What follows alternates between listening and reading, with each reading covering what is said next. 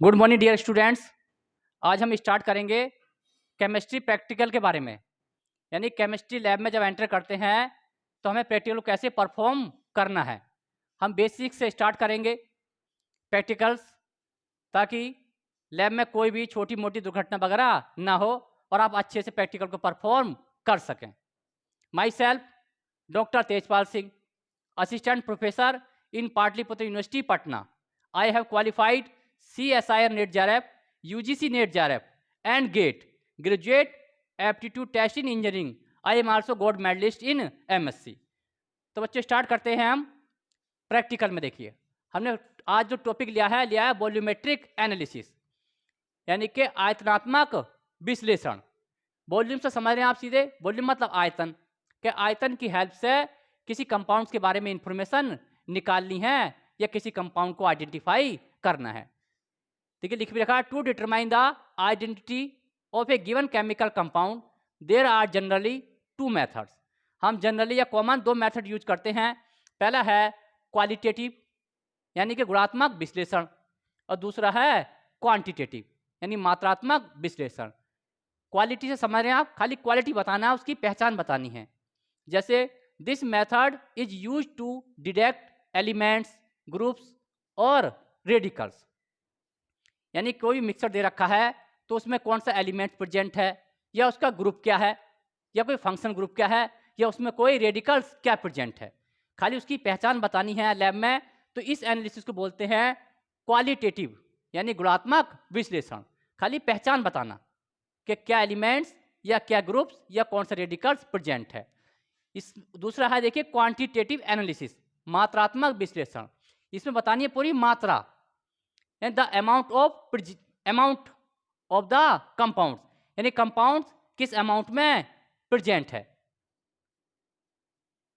देखिए this method has used to estimation of elements, groups, radicals of molecular weight determination. The quantitative analysis gives the information to determine the accurate amount, कि किस amount में कोई elements या groups या compound present है।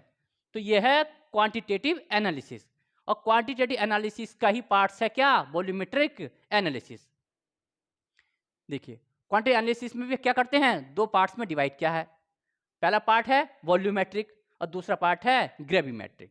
Volumetric मतलब this analysis involves estimation in solution with the help of measurements of volumes, यानी कि आयतन या वॉल्यूम जो आपको लैब में दिया जाएगा लिक्विड फॉर्म में, आप उसकी हेल्प से जो वॉल्यूम दिया है आपको बताना कितना अमाउंट का उसमें कंपाउंड्स या कोई सॉल्यूट प्रेजेंट है। किसकी हेल्प से, वॉल्यूम की हेल्प से। तब इसका नाम दिया वॉल्यूमेट्रिक एनालिसिस। दूसरा है gravimetric analysis. Gravimetric analysis involves estimating the substance with the help of weighing the PPT which form of a new compound, यानी किसकी हेल्प से, weighing the PPT which formed a new compound। New compound से जो PPT बनता है उसको wait determine करके compounds का क्या करना है, अमाउंट निकालना है। This type is called gravimetric analysis. अब हमारा मेन टॉपिक को हम आते हैं जो क्या है, वॉल्यूमेट्रिक एनालिसिस, और किसका पार्ट है, क्वांटिटेटिव एनालिसिस का। तो इसमें टर्म्स क्या है बच्चों, देखिए इंपॉर्टेंट टर्म्स जो यूज करते हैं जब लैब में वॉल्यूमेट्रिक एनालिसिस करेंगे, यानी कौन कौन से टर्म्स यूज करते हैं, कौन से टर्म्स आपको पता होना चाहिए और कौन कौन सी ट्रिक की आपको इंफॉर्मेशन पूरी होनी चाहिए। देखिए in volumetric analysis the amount of a substance is determined by measuring a volume of a standard solution. The two solutions are always used in this analysis in a conical flask called titration flask. और हमने पीछे बताया भी था titration क्या है, ये अनुमापन है। कोई कम दो आपको सॉल्यूशन दे रखे हैं, एक की कंसंट्रेशन आपको पता है, नोन है, ज्ञात है, और दूसरे का आपको क्या करना है, डिटरमाइन करना है with the help of a non solution. This process is called titration. तो टाइट्रेशन की हेल्प से हमको क्या करना है, वॉल्यूमेट्रिक एनालिसिस के अंदर निकालना है कि कंपाउंड कौन सा प्रेजेंट है या फिर उसका कंसंट्रेशन क्या है। देखिए in this process a solution containing लिख रखा हमने a given weight of the reagent, जो गिवन है उसको क्या कहा, टाइट्रेंट। इसको मिक्स करते हैं with a small amount to a known volume of the containing sample to be examined, जिसका हम निकालने वाले हैं टाइट्रेट, जिसका पता नहीं है आपको, जिसका पता है टाइट्रेट और जिसका निकालना है टाइट्रेट। और ये पूरी इंफॉर्मेशन क्या कहलाती है, या पूरी डेफिनेशन क्या कहलाती है, टाइट्रेशन। देखिए, this method of determining the volume of the unknown solution to react completely with the help of a known volume of the solution is called titration, मतलब अनुमापन। अननोन की हेल्प से अननोन का concentration determine करना is called titration या फिर अनुमापन। देखिए, कुछ टर्म्स यूज होते हैं वॉल्यूमेट्रिक एनालिसिस के दौरान जो हमने कवर किया है, जो मेन इंपॉर्टेंट टर्म्स हैं, जैसे टाइट्रेशन जो हम अभी बता रहे हैं। ये सारी प्रोसेस क्या कहलाती है, टाइट्रेशन, यानी कि ज्ञात की सहायता से अज्ञात का, अननोन का डिटरमाइन करना किसकी हेल्प से, नॉन की हेल्प से। This is called titration. और टाइट्रेट क्या है, the solution of non strength, जिसका स्ट्रेंथ पता है, जिसका सांद्रण आपको पता है, इज कॉल्ड टाइट्रेट। और जिसका निकालना है, the solution whose concentration is to be estimated is called titrate. जो अननोन है टाइट्रेट और जो नॉन है टाइट्रेट। देखिए, इंड पॉइंट, एक पॉइंट ऐसा आता है जब आप इन दोनों को मिक्स करेंगे तो ये रिएक्शन करेगा, और इसमें रिएक्शन क्या होती है, न्यूट्रलाइजेशन रिएक्शंस, जैसे एसिड और बेस की रिएक्शन है, या क्या हो सकती हैं, प्रिसिपिटेशन रिएक्शंस, या कैसी हो सकती हैं, रिडॉक्स रिएक्शंस। तो एक एंड पॉइंट आएगा जब दोनों का क्या हो जाएगा, कंप्लीट रिएक्शन हो जाएगी, तो उस एंड पॉइंट की इंफॉर्मेशन होनी चाहिए। और इसकी इंफॉर्मेशन निकलती है किससे, इंडिकेटर से। इंडिकेटर्स बताता है कि किस पॉइंट पर रिएक्शन कंप्लीट हो रही है। इंडिकेटर के बारे में हम आगे डिस्कस करेंगे। देखिए, इंडिकेटर आया है, indicator the reagent which indicates the end point, यानी कि ऐसे सब्सटेंस या ऐसे रिएजेंट जो इंडिकेट करते हैं किसको, एंड पॉइंट को, यानी कि रिएक्शन कब कंप्लीट हुआ है, ऐसे रिएजेंट कहलाते हैं इंडिकेटर। हिंदी बोलते हैं इसको सूचक, जिसका एसिड मीडियम में एक कलर होता है और बेसिक मीडियम में उससे डिफरेंट कलर होता है। आपने सुना भी होगा या लास्ट क्लासेस में देखा भी होगा, जैसे इन बेस्ट इंडिकेटर जो हैं मिथाइल ऑरेंज है, या मिथाइल रेड है, या फिर फिनोप्थलीन है। आपने देखो फिनोप्थलीन का एसिड में कोई कलर नहीं होता है, कलरलेस होता है, लेकिन बेसिक मीडियम में क्या शो करता है, वो पिंक कलर शो करता है। तो जैसे एंड पॉइंट आएगा और एसिड में अगर बेस मिला रहे हैं ड्रॉप बाय ड्रॉप, तो एक पॉइंट पर जैसी कलर पिंक हो जाएगा तो रिएक्शन क्या है, कंप्लीट है। वैसे मिथाइल रेड की बात करते हैं, उसका एसिड में क्या है, रेड कलर है, और बेस में क्या हो जाएगा उसका, येलो कलर। वैसे मिथाइल ऑरेंज एक इंडिकेटर है जिसका एसिड मीडियम में क्या है, रेड कलर है, और बेसिक मीडियम में क्या है उसका, ऑरेंज कलर है। तो कुछ जनरल कॉमन इंडिकेटर हैं, फिनोप्थलीन है, मिथाइल ऑरेंज है, मिथाइल रेड है। ये क्या बताते हैं, एंड पॉइंट को, जब रिएक्शन कंप्लीट होती है तो डिफरेंट मीडियम में डिफरेंट कलर को शो करते हैं। नेक्स्ट है standard solution, a solution whose strength और कंसंट्रेशन इज नोन, मतलब ऐसा सॉल्यूशन जिसका सांद्रण पता है उसको बोलते हैं स्टैंडर्ड सॉल्यूशन। अगर देखते हैं, देखिए स्टैंडर्ड सॉल्यूशन की सॉरी जो डिटरमाइन करने की यूनिट है वो क्या है, नॉर्मेलिटी है, मोलरिटी है और मोललिटी है।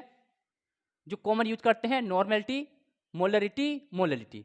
नॉर्मेलिटी क्या है, the number of gram equivalents of the substance dissolve per litre of the solution.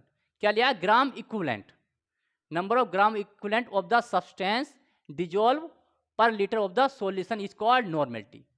Gram equivalent क्या होता है, मोलिकुलर मास ओवर एसिडिटी और बेसिसिटी, यानी कि मास ओवर अम्लता और क्षारकता, या बोलते हैं भास्मिकता। तो मोलिकुलर मास से ग्राम इक्विवेलेंट मास को निकाला जा सकता है। तो total gram, number of gram equivalent mass को जब डिजोल्व करते हैं पर लीटर ऑफ द सॉल्यूशन में, तो जो सॉल्यूशन बना है उसको बोलते हैं 1N, 1 नॉर्मल सॉल्यूशन। इसको डिनोट्स करते हैं कैपिटल N से। अब बात करते हैं मोलरिटी की। मोलरिटी में क्या है, the number of moles of A solute dissolve per litre of the solution. यहाँ हम लेता है ग्राम इक्विवेलेंट, मोलरिटी में खाली क्या अंतर है, नंबर ऑफ मोल्स इन पर litre of the solution. It's represent by capital M। और इसमें क्या है, देखिए मोलरिटी में the number of moles of the substance dissolve in पर केजी ऑफ द सोलवेंट। यहाँ हमने लिया था सॉल्यूशन और इसमें लिया मोलरिटी में सोलवेंट। तो अगर हम बात करें दोनों में से कौन सा बेटर है, मोललिटी, क्योंकि जो सॉल्यूशन है, जो लिक्विड है, वो टेम्परेचर के अकॉर्डिंग कॉन्टैक्ट हो सकता है, कंप्रेस हो सकता है, यानी कि चेंज हो सकता है, लेकिन वेट पर कोई चेंज नहीं आता। तो दोनों में से कौन सा ज़्यादा बेटर है, मोललिटी। तो इस केस में क्या करते हैं, the number of moles dissolve per litre of the per KG of the solvent, यानी सोलवेंट किस फॉर्म में है, वेट के फॉर्म में, केजी के फॉर्म में। नेक्स्ट है यील्ड। यील्ड होता है बच्चों टोटल प्रोडक्ट, जो रिएक्शन के बाद टोटल प्रोडक्ट बनता है, जो रिजल्ट निकल के आता है उसको बोलते हैं यील्ड, यानी कि उत्पाद या उपज। अब कुछ कंडीशन है, कुछ शर्तें हैं वॉल्यूमेट्रिक एनालिसिस की, कि वॉल्यूमेट्रिक एनालिसिस कौन कौन सी कंडीशन को फॉलो करता है, कौन कौन सी शर्तों को फॉलो करता है। हमने कुछ इंपॉर्टेंट कंडीशंस ली हैं। देखिए, सम कंडीशन मस्ट, ये the reaction should be stoichiometric and carried out almost two completion. ऐसी रिएक्शन के लिए ज़्यादा एप्लीकेबल है जो रिएक्शन क्या हो, स्टोइकियोमेट्रिक हो, मतलब वैलेंस हो और कंप्लीट होती हो, कंप्लीट या ऑलमोस्ट कंप्लीट। और the reaction should be fast and instantaneous, reaction fast होना चाहिए और तत्काल कंप्लीट होनी चाहिए, रिएक्शन की स्पीड काफ़ी फास्ट हो, ऐसा नहीं कि बिल्कुल स्लो चल रही है, महीनों में सालों में, तुरंत होती है विद इन सेकेंड में। The indicator should be appropriate for the reactions, और जो इंडिकेटर है वो एक सुइटेबल होना चाहिए, उपयुक्त इंडिकेटर का यूज करना है ताकि वो एसिड और बेस में जैसी न्यूट्रलाइजेशन पॉइंट आ रहा है, इन पॉइंट आ रहा है, उसको क्या करे, इंडिकेट कर दे। देखिए, कुछ और टर्म्स हैं जो यूज करते हैं वॉल्यूमेट्रिक एनालिसिस में। स्ट्रेंथ ऑफ ए सॉल्यूशन, जो हमने बताया था, स्ट्रेंथ क्या है, जैसे नॉर्मेलिटी, मोललिटी, मोलरिटी। सिंपल बात करते हैं, अगर आपने चीनी ली है और एक गिलास पानी लिया, आपने एक गिलास में 1 चम्मच चीनी डाली, शरबत बना लिया, सिरप, आपने पिया, देखा कम मीठा है। आपने 2 चम्मच डाला और मीठा लगा, 3 चम्मच डाला, देखा आपको मजा आ गया, ज़्यादा मीठा है। तो जितना गुड़ डालेंगे उतना मीठा होगा, क्योंकि जितना अमाउंट प्रेजेंट है उतना कंसंट्रेशन ज़्यादा है। हम कह सकते हैं ग्राम पर लीटर, यानी कि 1 लीटर में कितना प्रेजेंट है। अगर 1 लीटर में डालें 2 ग्राम तो 2 ग्राम पर लीटर, 4 ग्राम डालें तो 4 ग्राम पर लीटर। ये क्या डिपेंड करता है, स्ट्रेंथ, और किस फॉर्म में, ग्राम पर लीटर में। स्टैंडर्ड सॉल्यूशन हमने बताया है, जिसका कंसंट्रेशन नोन है, जिसका कंसंट्रेशन ज्ञात है, उसको बोलते हैं स्टैंडर्ड सॉल्यूशन।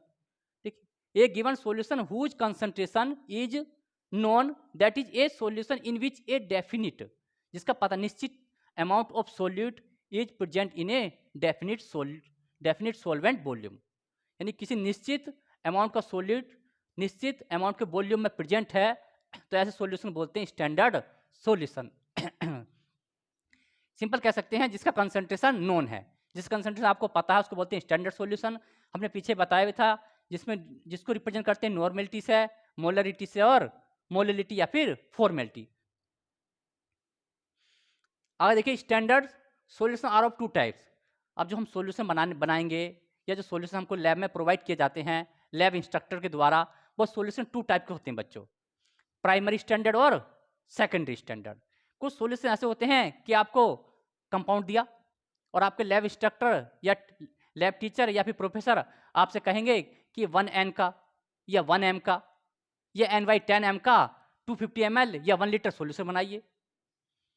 तो आपको पहले ये पता होना चाहिए कि कंपाउंड कैसा है, कंपाउंड प्राइमरी स्टैंडर्ड वाला है या कंपाउंड सेकेंडरी स्टैंडर्ड का है। अगर प्राइमरी स्टैंडर्ड का है तो आपको कुछ नहीं करना है, खाली सैंपल लिया, जो आपको बोतल दे रखी है, उस सैंपल को आपको खाली वेइंग करना है। आजकल हर लैब में इलेक्ट्रॉनिक बैलेंस है, इलेक्ट्रॉनिक बैलेंस होती है तो वे करने में कोई दिक्कत भी नहीं है। फिजिकल बैलेंस में थोड़ा टाइम लगता था। मार्केट में जाते होंगे, शॉप पर जाते होंगे, तो आप देखते होंगे कि बैलेंस आपकी तुरंत वे कर देती है, क्योंकि डिजिटल बैलेंस होती है, वो लाइट से आ जाता है।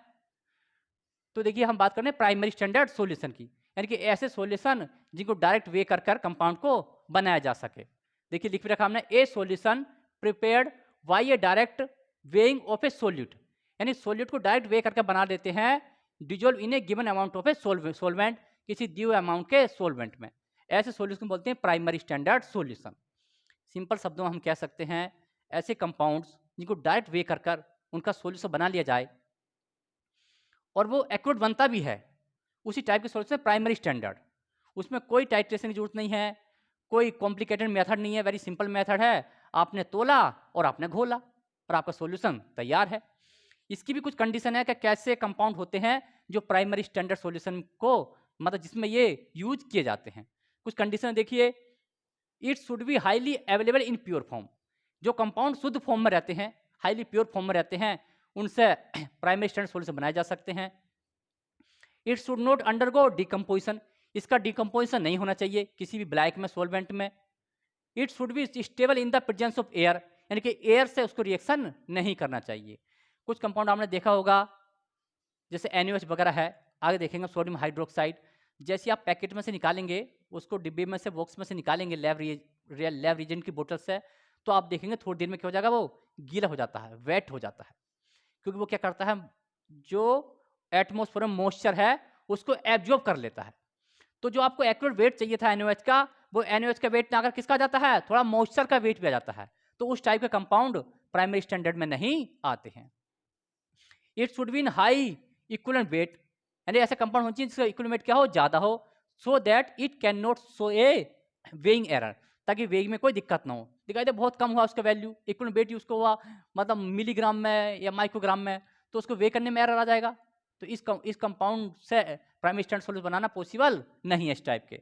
कुछ एग्जाम्पल हैं, देखिए सोडियम कार्बोनेट है जो प्राइमरी स्टैंडर्ड की बात करता है, ऑक्जेलिक एसिड है, सक्सिनिक एसिड है, पोटेशियम डाइक्रोमेट है, और देखिए सोडियम क्लोराइड है, NaCl, पोटेशियम क्लोराइड है। ये सब क्या हैं, प्राइमरी स्टैंडर्ड हैं। अब बात करते हैं सेकेंडरी स्टैंडर्ड की। अभी हमने कहा था जिन्हें डायरेक्ट वे करके ना बनाया जा सके, जिनको डायरेक्ट वे ना किया जाए, जिनके लिए टाइट्रेशन का यूज करते हैं, उनको बोलते हैं सेकेंडरी स्टैंडर्ड वाले सॉल्यूशन।